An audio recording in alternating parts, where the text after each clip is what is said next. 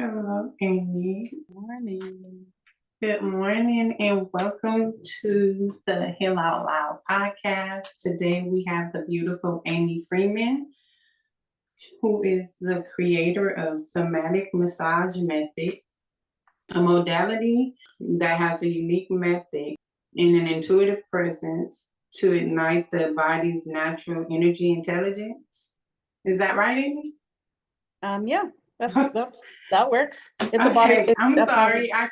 I was, and I have my glasses on. That's the sad part about it. You are also the owner and founder of a beautiful wellness center called StillSpace, located in beautiful sunny San Diego, California. If you guys are ever in the location of San Diego, please look her up. Her information will be linked below as well. So, Amy, we are here today, and I'll let you do an introduction of yourself. That was much better than mine. We're here today to talk all about intuition, what it means, what even the word intuition means to you, and also just an understanding of your intuition and your life journey with discovering intuition and becoming a light worker. And even if you consider yourself a light worker, and what do you consider yourself? So let's just start by you doing a brief introduction of yourself, and then we'll kind of move from there. Okay. Well, good morning. Thank you for having me. Good morning.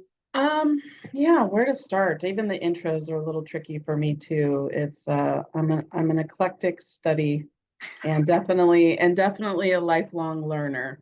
So giving myself even finding ways to describe the work is tricky for me. So I started as a body worker. I've been in the body, mind, and conscious thought, consciousness training world or field, I'd say my whole life, but for 31 years professionally. And I love to learn, I love to study. And so I think even from an intuitive standpoint, and spirituality and just learning how to touch the body, help people feel better, touch the body in really sacred ways is kind of the entry to my journey. I taught for many years at a body mind school, so I had the honor of getting to study a world of things that were not introduced through my traditional education, and I'd say through most people's traditional education. So around the age of 19 or 20, this world opened to me of awareness and consciousness and intuition. It took me a while before I think I was taking courses on how to be intuitive until I finally realized, for me, my truth is that intuition is innate to everyone. And I think that's where we're going today in our discussion. So I'm a traditional body worker that blends energy medicine, traditional body work, um, energy medicine, and what I call intuitive presence. Can you, just for the audience, of course I know, but can you give a little detail of what traditional body worker means? Yeah, I started as a massage therapist. And even in the world of massage, there are many, many branches and what we call modalities. So you study a particular modality that has an intent and a focus on, for massage, the physical body, the physical form, our muscles, our bones, our structure, fascia, connective tissue. There's all kinds of study. And there's a world of, even in the body work realm, what we call modalities of study that go beyond just like a traditional sports massage or what I think people traditionally know as Swedish and circulatory. Right, absolutely. When you think of body work and massages, Swedish, deep tissue, like those things, but you're coming more from an intuitive, energetic experience with the massage, correct? Yes, and that's what evolved over time. So I found my way into this world. I met a massage therapist in the early 90s, and something in me said it sounded like she was making really good money at the time. So I said, well, I could do that. I've rubbed my dad and my grandpa's shoulders, and I ended up literally, what I'll now say, that spiritual guidance of taking me into a world that I did not know existed through traditional education. My family didn't really go to, the only thing I'd ever heard of was physical therapy all the way through my high school journey. So it created a world for me, and the school in particular that I ended up attending really focused on their motto was evolving consciousness using the body as a tool. So from the moment I entered that building, there was a lot more going on than learning a recipe in anatomy. It was touching consciously, which also created the development of intuitive presence, intuitive listening, intuitive connection, even if they didn't quite call it that. Right. Now, from that moment and how you discovered this school and it took you on this journey of bringing the intuitive side into your touch, how would you say, even if you didn't realize then, but now sitting in the space that you are in now, and even if you did kind of go to the point of how did that really influence your intuition and how do you see it now versus then? Yeah, even that journey, from a more from a poignant, just for the sake of sharing, and I know the weave will continue, but I would say the first place, not only was the school itself, we entered meditation, we did Tai Chi, we did movement, we did a lot of things to kind of help organize through our whole system so that we could be centered and present for our clients, was how they would say that.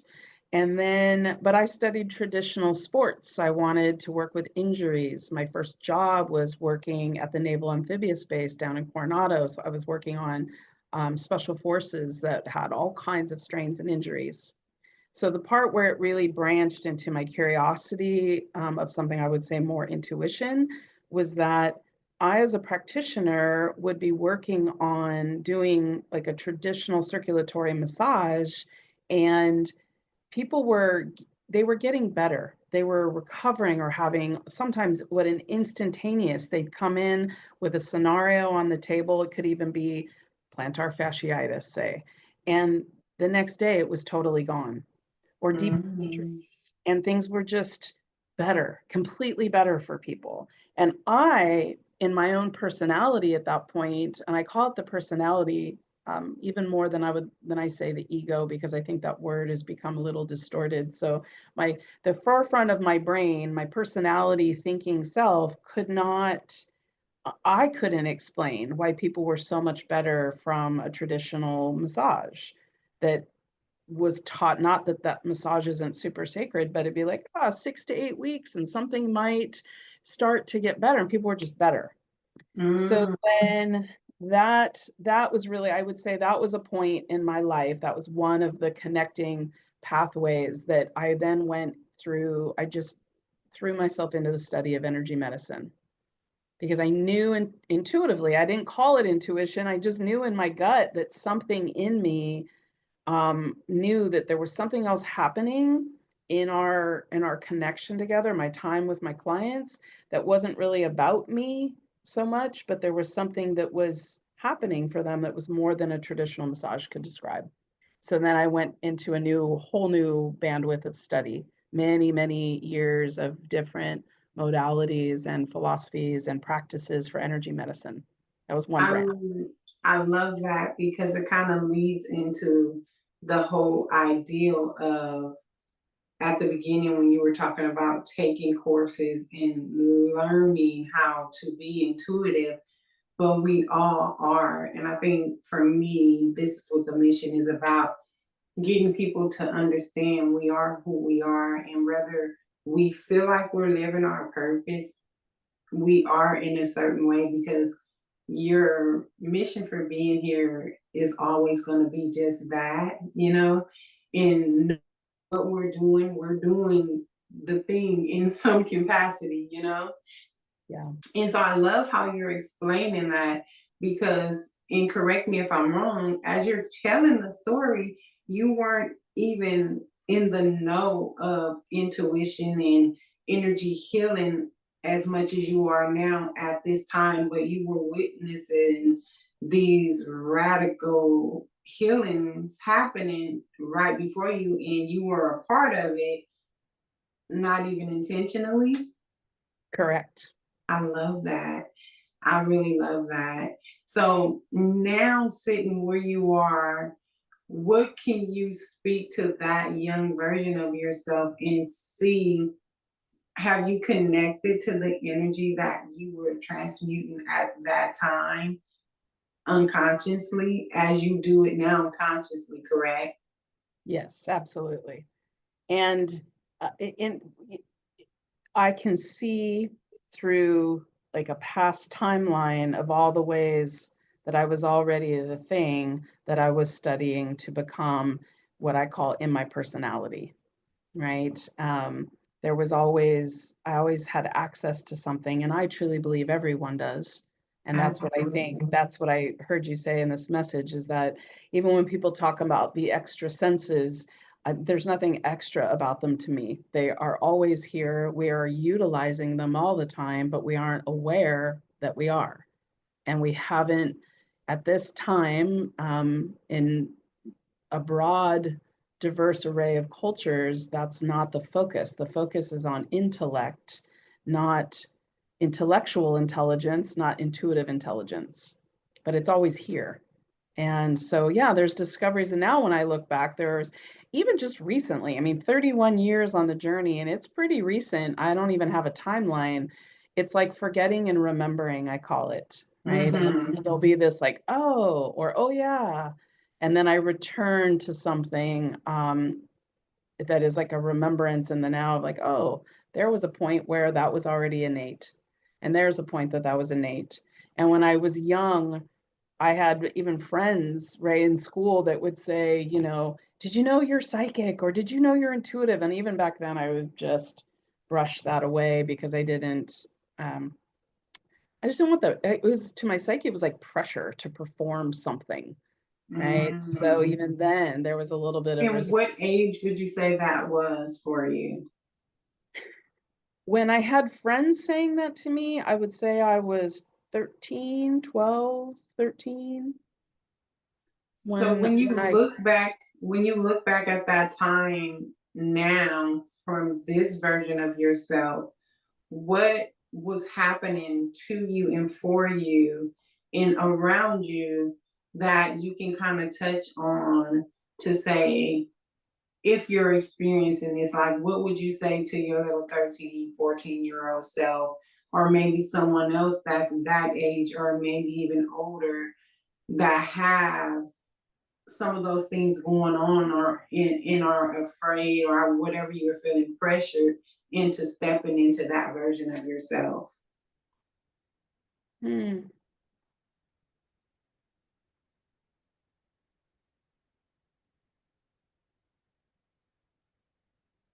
there's a couple of different words. I'm actually having to go into that part of myself to say it's such a different lens at this point in my life, but um, rest, relax, and be able to rest your nervous system. So I am very passionate about nervous system work because I think it is something universally that I can talk to people about. It doesn't create that pushback like I had at 13 where I pushed back.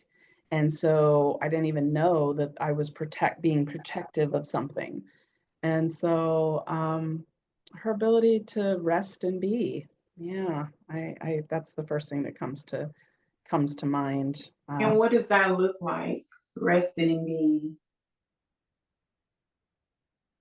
Yeah, be able to attune to our own body, to take a breath and to pause a little bit. So one of my favorite things is to pause, pivot, and connect into myself. And so even saying that to a young self, I mean, at any age, there's going to be a slight variation on how to guide to do that. But even just putting my hand on my own chest, taking a breath and just helping the tension that I feel. So that's why I love somatics is we attune to constrictions or tensions or tightness or openness that's in our body. And that helps, I think that helps people. I know it helps people just connect and take a minute to pay attention to themselves and send love to themselves or send support to themselves. Yes, I love that. You know, as I'm listening to you talk, so much is happening for my mind, and it's ding, ding, ding, ding. And I love when that happens. One of the biggest things you were saying was when I'm teaching classes, I like to tell people, and I say teaching classes, but I don't really feel like I'm teaching. I'm like, you know, you may consider me being teaching a class, but what I'm really doing is reawakening you to points of yourself that you may have never tapped into in this lifetime, or you kind of put to sleep, you know. And as you said, being this little 13-year-old and not and being defensive in all of these things of how you're showing up opposed to how you show up now, what would you say was the breakout moment for you in giving yourself permission to be a different version of you that maybe shined a little brighter in the intuitive versions of yourself?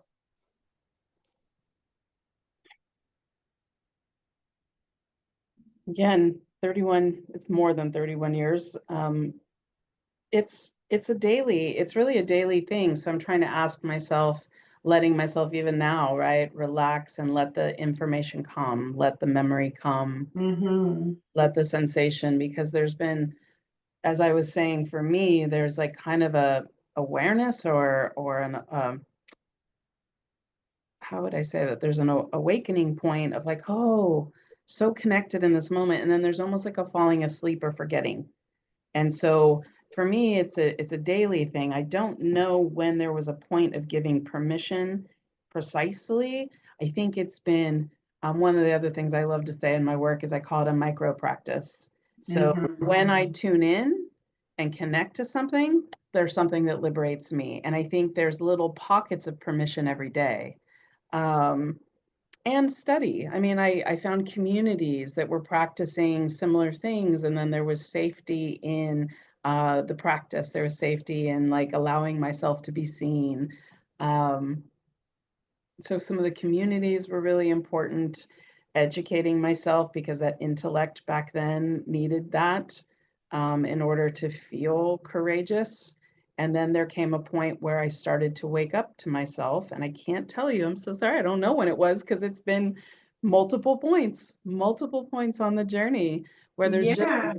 an intuitive that there's a connection, that there's something in my body that felt safe enough to show up and try or show up and speak, and felt supported enough inside of myself that I was no longer hooked on as much of what other people thought, more that just allowing myself to be my own shine. And there's just been multiple points of that along the journey. Open, And close, I close. And I love that you said that because I believe that there'll always be multiple points. But is there a moment where you realize that there's more? Like you said, you've had so many studies, like you said, and you've been through so many versions of yourself in this lifetime already. But was there a point where it clicked that your intuition was more than meets the eye, or like what was the awakening moment for you, if you had one? Or did it just kind of all unfold at once for you? Like, what was the discovery of your intuition as being this vessel of you, basically?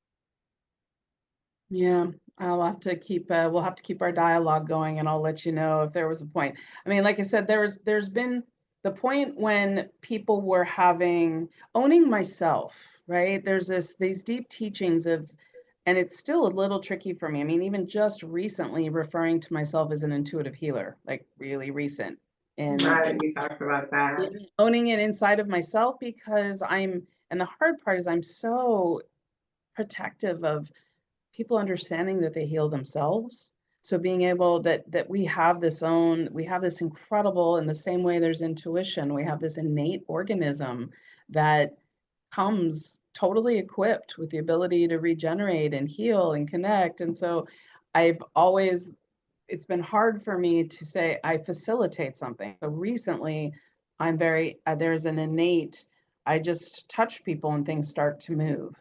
People enter into my office space and I just say hi and things start to happen. And so I realize that there is something in the love or the cultivation of me that is innate, has always been there.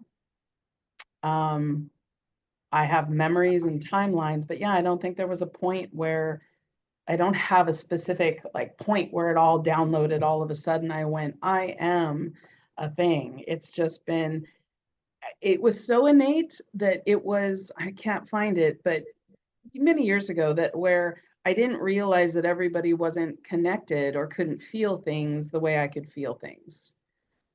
And some of it came through shadow, I guess, to share with people that are listening. It was like, I would, in the early days when it wasn't fully developed for me, I didn't know that I was feeling, that I was able to feel things that sometimes people couldn't even feel or access in themselves.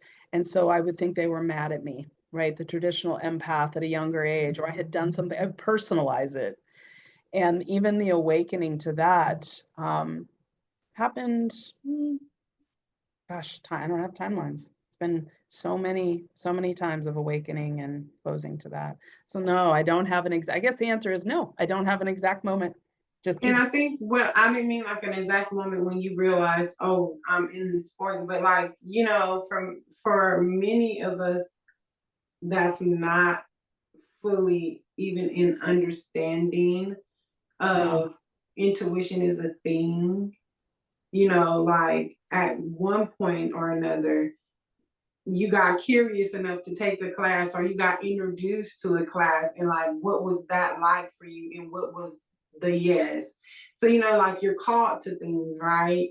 And so Yeah. like there's a calling on all of our life, and it's up to us to answer the calling. So I think that's what I meant more so of when did you feel like you were enlightened or anything like that.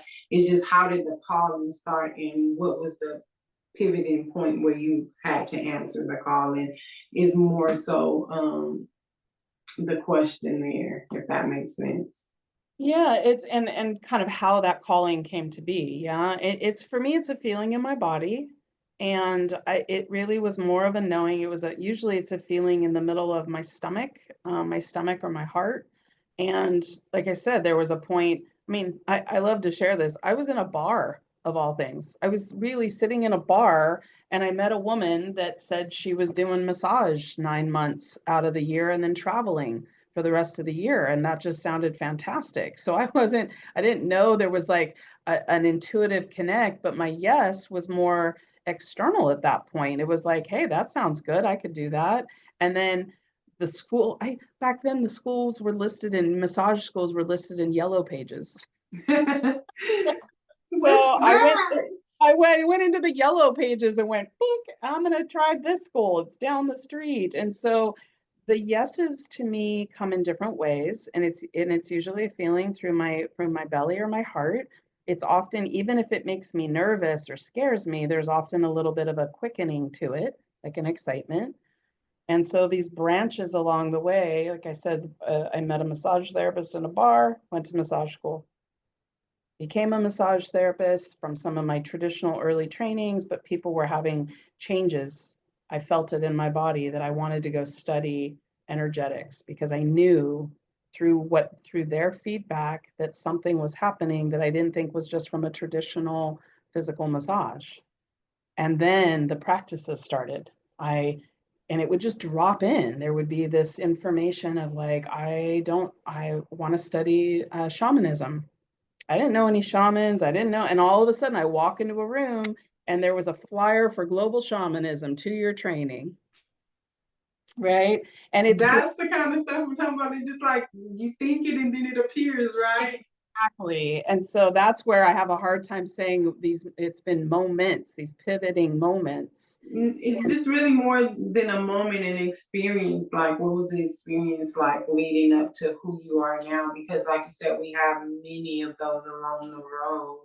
So, what Yeah. would you say out of everything? Because, I mean, your resume is beautiful in all of the energy ways, but growing up as this young child to now the person you are, and I love how you explained that. You don't want to, or you didn't want to say, I'm this, but as you honor your contribution to the collective, it allows you to open up the gifts. I think this is important and why I'm even going back here because I think it's important to understand that we have, like you said, this beautiful way of healing ourselves, but there's also everyone has, because when I think of people, I think that we all are one really. So it's like you're this part of me, you know, and when you join my orbit, then it just enlightens that part of me, you know. I'm whole and complete without it, but it's just that extra brightness, if that makes sense.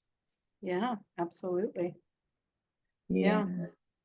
Yeah. Um, yeah, and again, I think that there's really truth in the personality is the last place to catch it, right? My mind, Mm. my personality has the aha moment of something that's already existed. And so even now I can look back upon all of these different points, and I believe it too, where we already are that. There's something very innate. It's very innate. It's very innate and unique. Innate. There's my new word for that. Innate and unique. Um, and we have a divine, our own divine inheritance, I like to call it. It's like we come in already with these beautiful gifts, and then part of the journey of life is we're awakening to them. So how do we guide that um, Mhm. in each individual, right? Help them to know sooner or younger. I have a memory now I have a memory I was probably 2 or 3 years old, and I woke up in the middle of the night, and there was someone sitting next to me, and I remember saying, "Hi, Daddy," like thinking my dad was there, like tucking me in or something. And then I rolled over, and my father was sleeping next to me. We were having a sleepover at somebody's house, and that was probably the first time, really, really, really little, that I saw something that I thought was something and wasn't. And then so I had an awakening to it, and then something. Then I think there was a little bit of what was that, right? The brain or the psyche of a young little child that didn't have a family that knew about stuff like that, didn't know how to guide that. And so some of it is I'm with you in a passion of how do we start to help people feel supported and stay connected to their what is innate and divine in each and every one sooner. And how do we support that? And what will be your way to support that? Because that's really the question here. How do we support, like, the journey was whatever the journey was for each one of us, but like, what do you think you needed along your childhood, or if anything, or what do you think could have helped you get to a deeper understanding? And I don't even know if a deeper understanding is the word that I'm looking for, but Yeah. just I think a deeper acceptance of, oh, this is real, this is whole, this is true. Like, you know, to lighten your light, to be able to shine brighter. And we're still all on that journey. And I think it's an ever evolving. And I really love how you said that because it is ever evolving of us awakening to the next version of ourselves. So I don't think as long as you're breathing and in this human experience, we're always going to be evolving, right? Or I don't know if you agree with that, but how No, I can you do. speak to that? I absolutely do.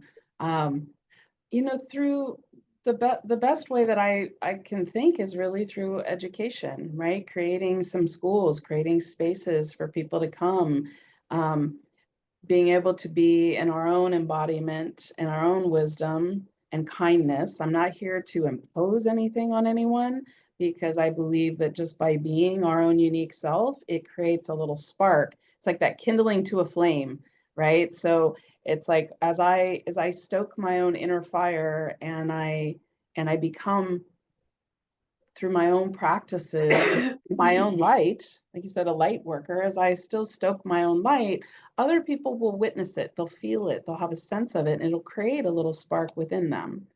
So I think that's one, is like, and then how do we teach our young ones to be the spark that they already are before constructs of social impositions and all of these different things start to dim or create dormancy in what I believe our little ones are just born. I mean, have eye contact with a baby walking through a grocery store, and there is so much knowing in those little faces. There's so much light in there.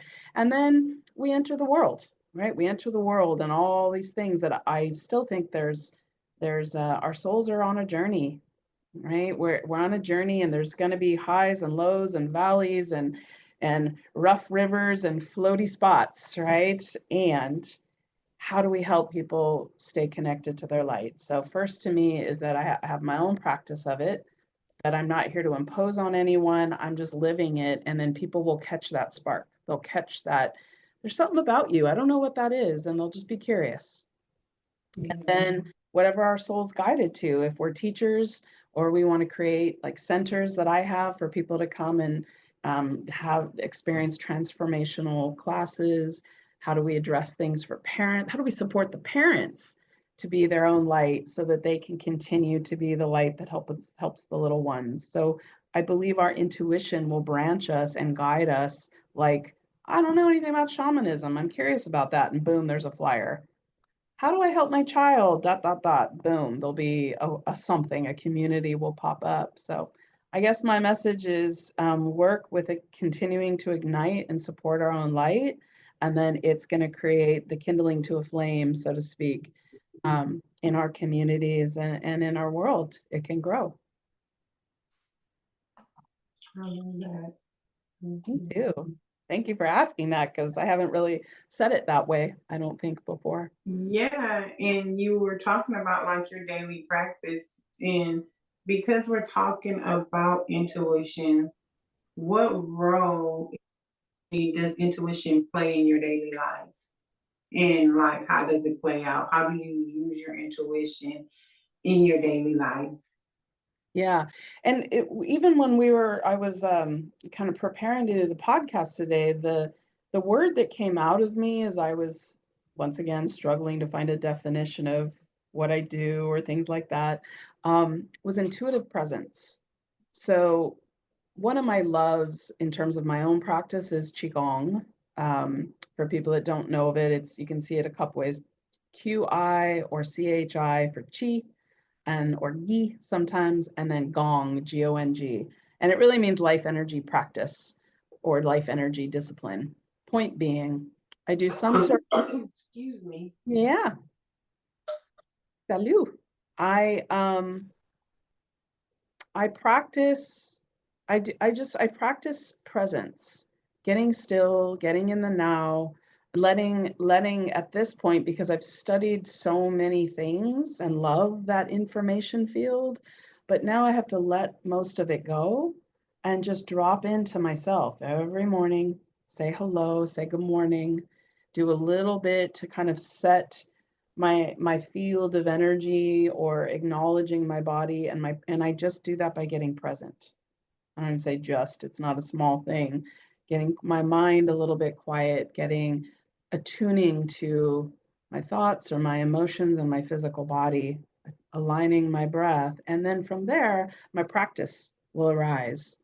So I call it intuitive presence, because that's also how I enter the world with my clients now too. I don't have an agenda. I don't let it doesn't feel right to let my mind, I can have an intention, right, of support, but past that, when people come in, it's really, how are you today? And I'm going to bring intuitive presence to the room as well. I get quiet and I listen and I feel and I wait for a theme to come forward.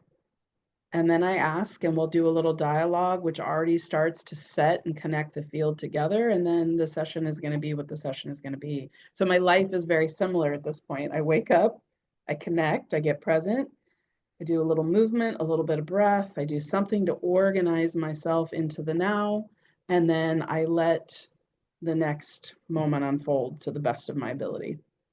So I love that. And what will you say that that has done for you throughout your day, like when you're not connecting and using your qigong practice opposed to when you are? Do you is there a difference? And if there is, can you speak to the difference and how that shows up for you? yeah, well, one thing is by practicing this for as long as I have, there's a part of me that is almost never disconnected anymore. It's like I've created my own field of awareness that when things get busy, when things get fatigued or tired, I'm not really, I don't even know how to say I'm not really gone. Like there's a part of me that's always listening and connecting, so I can just show up a little bit more now without needing to go through a lot of preparation. It's like I can drop into presence and organize, both listen here and connect externally um, more innately. And I don't know, it's not really a time, but more efficiently than than in the early days when I really needed to practice organizing myself into the now. So there's an efficiency. And when I don't do it for a while, when I don't really connect and I get caught, my life is more challenging. My nervous system gets really erratic, some old behaviors that don't really serve me in the same way. And I feel compassion about all of it. I just get more out of balance. I get more tired or a little bit more frenetic. Um, Yeah, it's not as rich. It's not as rich as when I stay connected to that intuitive presence. If that's the question you asked. I don't know if I got off track there a little bit. Yeah, no, there's no off track. This is just exactly where we need to be. Yeah. Wherever we go is exactly where we need to be. I'm a firm believer of that. And it leads me into something that just happened to me yesterday. So I was leaving my house on my way to my daughter's house. And, every morning I wake up, I do a gratitude practice before I get out of bed. Sometimes I fall back to sleep doing my gratitude practice and just kind of creating my day energetically. So I do Yeah. that every morning. But normally, before I leave to the house, I do an extra just energy wrapping, clearing, calling in protection, just really putting myself in an energetic bubble so that my energy stays within that bubble and everybody else energy stays out of that bubble. So yesterday when I left the house, I didn't fully put up a bubble clearly. I was like packing things and I just totally forgot to do it, right? And I normally don't do that. So I'm driving to my daughter's house, and when I get there, well, before I get there, because I actually never got there, um, she lives downtown and the rock and roll marathon was going on. Oh yeah. So and I mean, like I had a whole day planned on what I was gonna do once I left the house. Um, I get on the freeway and there's nobody on the 163. And if you live in San Diego, that's like I'm like, what happened? Like, let me find the news. Did something happen? Why is this freeway empty? So as I'm driving down, I realize the other side is completely shut down. And then it dawned on me, oh, duh, this is gonna be a journey.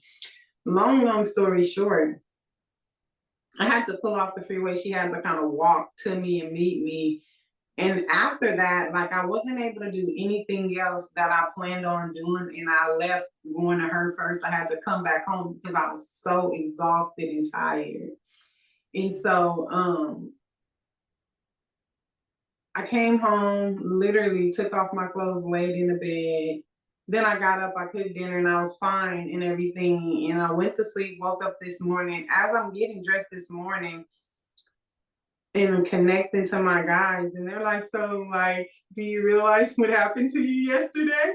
And it was just like this moment of clarity as the information was downloaded to me. Like the reason why I was extremely tired, and then once I got home and cleared myself, I wasn't tired because when I come in, I automatically do a clearing. And so when I came in, I did what I normally do to clear and lay down and everything, but still not thinking that I didn't do it on the way out the door.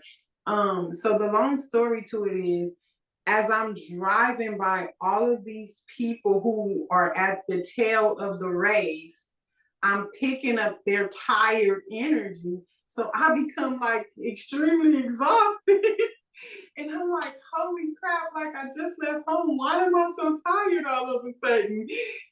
So and I think this is important in what you spoke to of the difference between when you show up in a way and the way when you don't show up in a way.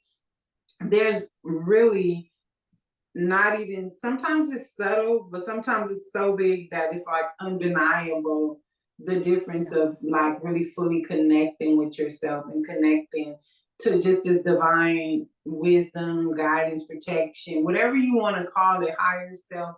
There's so many names for it, and I don't think there's a right or wrong name. It's whatever you resonate with. But the connection of just being connected really does support you in such a beautiful way. So I love how you explained that. And I think it's important to talk about, like, knowing that no one's perfect and we're always on this journey and things happen, life happen, because here I am, I teach these things, but still I had a moment where I left the Yes. house and I did not, and I immediately felt it, and I'm like, whoa. And not only did I immediately feel it, I still didn't connect it until, so it's like those things, like just because, and I think this is important because, like, it really talks to the journey of self-discovery. And like, I was not even connected to the fact that this isn't even your energy, Janine, until Yeah. hours later. Yeah. Yeah, absolutely. Sometimes I'll call it energy soup. Yeah, There's such a, like, we're all these incredible, powerful generating fields. yeah, My thing just jumped around. There we go. These generating energy fields. And so without just organizing in our own nervous system through our own field of energy, just setting an intention. And this is where some of the, really to me, the practices come in. And then there's the beauty one, to organize it and then let it go, because the brain wants to grab and put meaning on everything. Well, I'm doing this because, and now I gotta protect in all these ways. It's like, no, set an intention, say hello, right? Set your field for the day, and then go about your day. And then I love to say in here, there's no pedestals in here. So knock me off any pedestal you want to put me on. I'm always going to show you my love of my human journey, right? And that I forget and I remember. It's one of my most favorite poems. It says at the end, it's after every forget, I remember.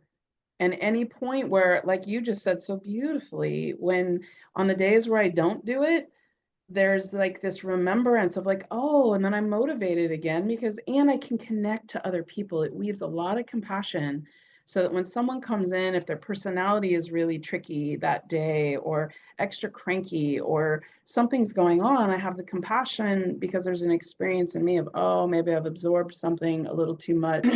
There's ways that we just get out of balance, but we haven't been raised to look at our field of energy in this way.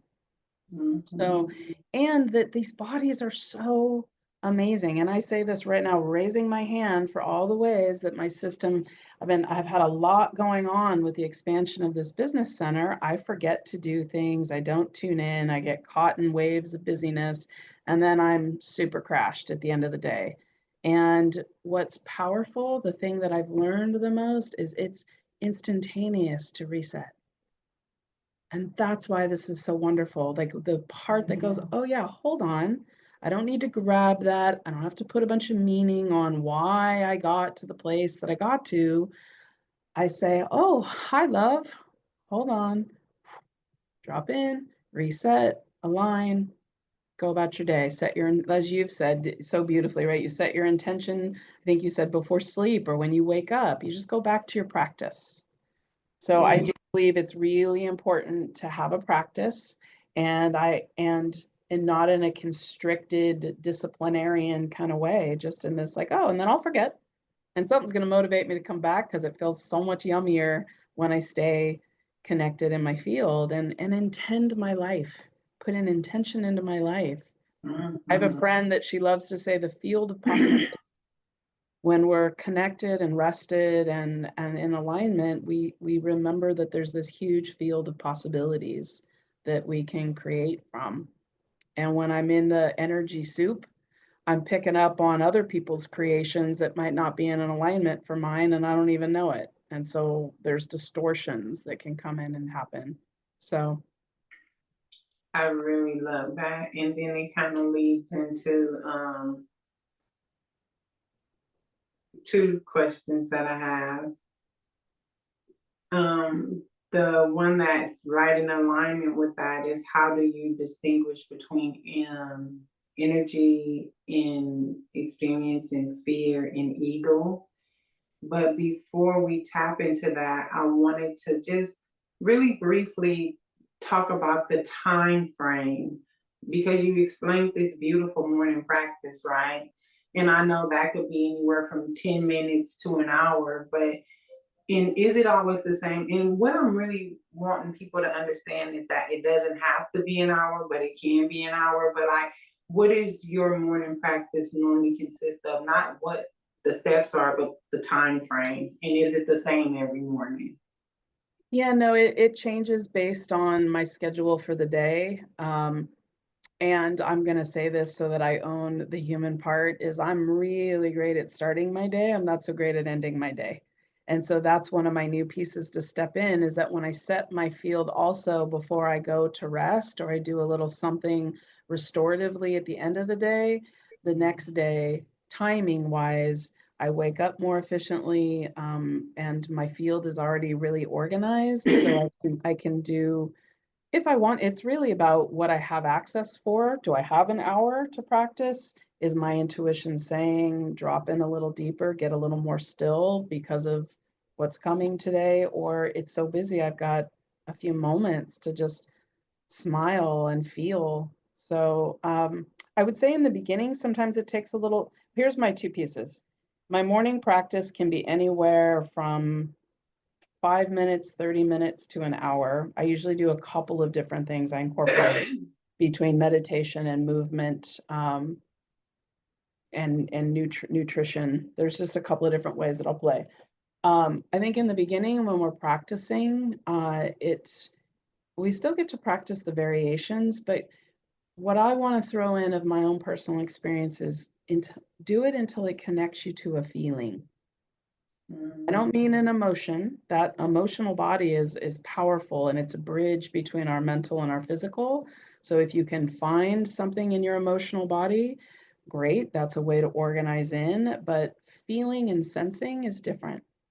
It's different. It's not quite the same thing and it's connected to our nervous system, our central nervous system. It's connected to our energy field. So whatever the practice is and whatever the intention is, do it, whether it's 5 minutes or an hour, whatever the system needs that day.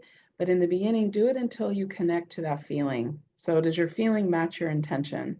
Do you feel suddenly more rested? Do you feel joyful? Do you feel excited to go start the day? Or do you at least feel a little bit more neutral and ready to, go merge with the world? Really quick, because I absolutely love this. Can you give us a very brief description between feeling and emotions? Like you said, your Yeah. emotions is one thing, and this is so like important to distinguish the difference between an emotion and a feeling. So just in a brief, however, can you explain the difference? Yes, absolutely. Um, and actually, and I hate that right now I can't recall this. There was actually a study done on this, and I won't go down all of the study, but in somatics and in other fields of therapy, there's a term called felt sense. And the reason I want to acknowledge that, and I can't think it's over 50 years ago plus, that psychologists discovered that. So I want to go into it because I just thought this was such a cool study. But what they experience is that an emotion, it can be very narrowing, right? And we tend to identify it intellectually. I'm sad.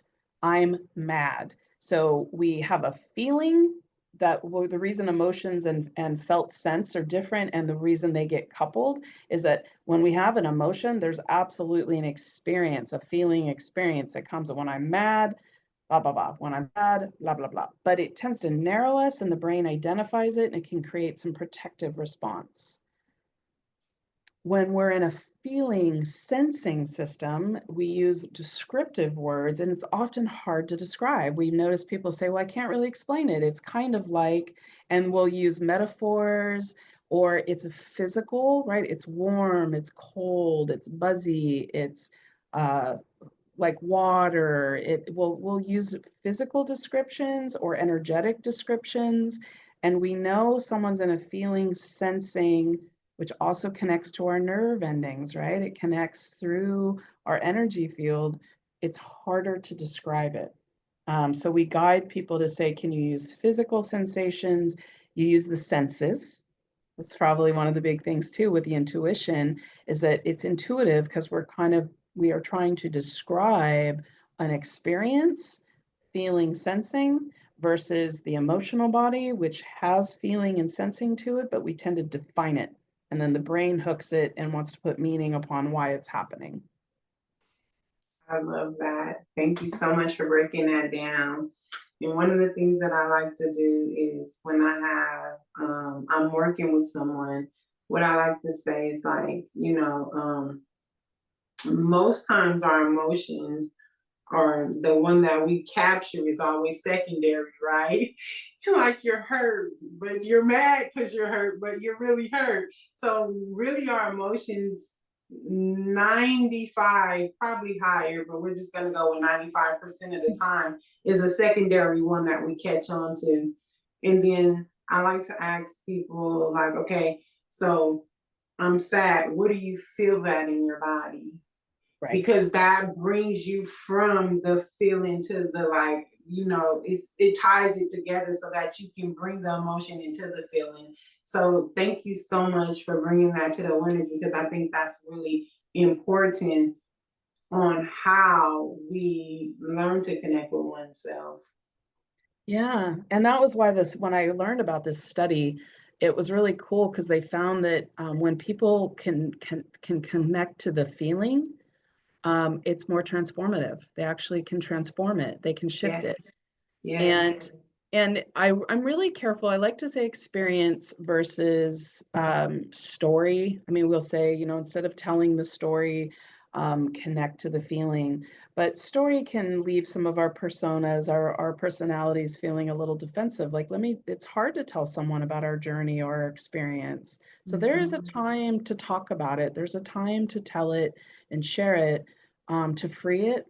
And one of the most deeply transformative places that I've found is when we connect to our body and move it by feeling it, giving it sound, exhaling, right? So feeling, connecting to the sensation of it and allowing it, not grabbing it, allowing it to be acknowledged and allowing it or doing something to help it move is the thing that really creates transformation in health and healing and the ability to move forward in our life. And we all have blind spots. Then we go to someone when we discover something, we go to someone and seek help. We get to have community, we get to be supported. And it's still very passionate to me that ultimate wisdom lives inside of us. And we can't see all the pockets all the time. We're not supposed to. But Yes. feel it has been profoundly studied to be known. Ability to feel and sense and is profoundly connected to the transformation. Yes. And to me, that's intuition, right? That feeling. I can't quite describe it, but I have a knowing. I see it visually, I hear it auditorily, or I just have a knowing through my feeling, sensing body that um, I just have a sense that something's going on. I connect intuitively. Yeah, I love that. Say we connect intuitively. Yeah. Is there anything else that we didn't cover that you wanted to cover, just that you think is important for the collective to know about this journey? And I think we kind of covered the second part of that question, but if you had anything else to add, throw into that as well.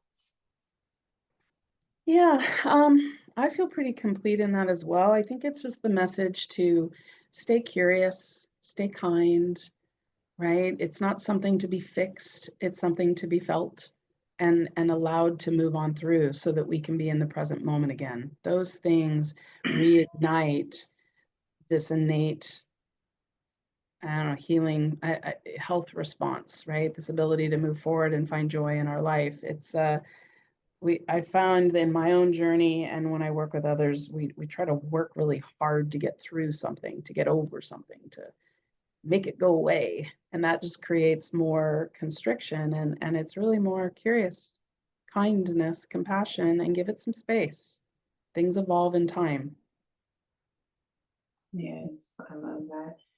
And what is the space that you have that you created, the still space?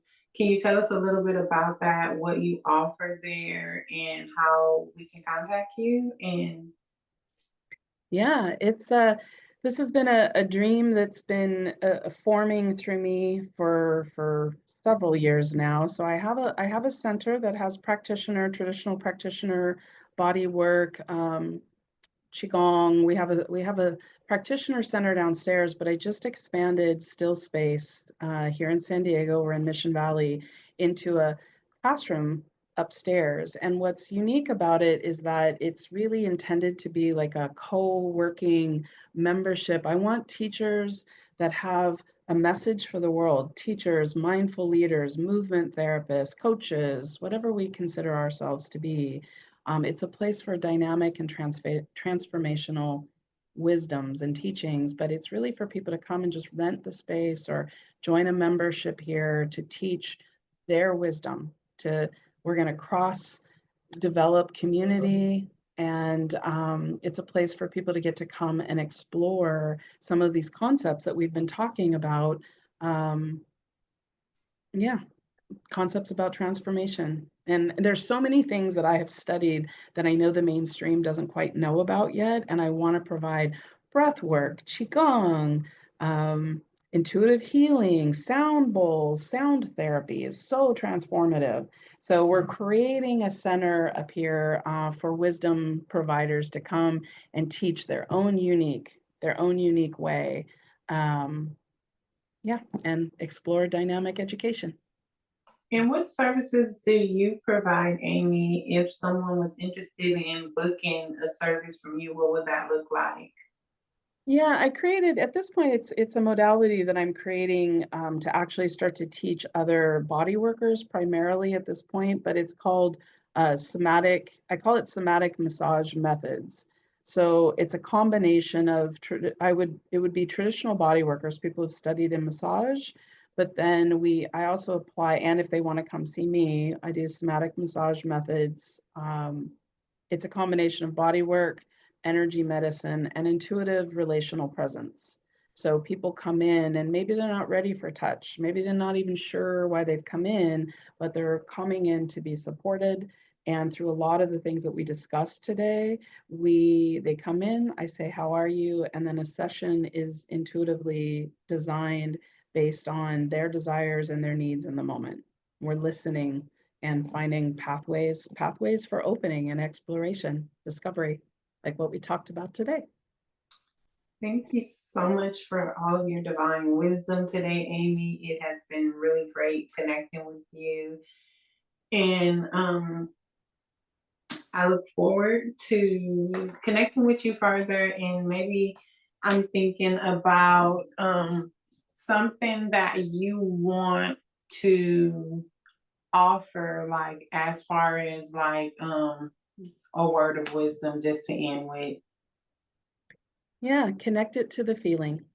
Wherever you are, curiosity, love, and whatever your dreams are, connect it to a feeling of that in your body as well. Thank you so much, Aimee. Thank you for having me. I've loved this discussion. Thank you. You're welcome. Create a beautiful rest of your day, love, and we'll connect soon. You as well. Bye-bye.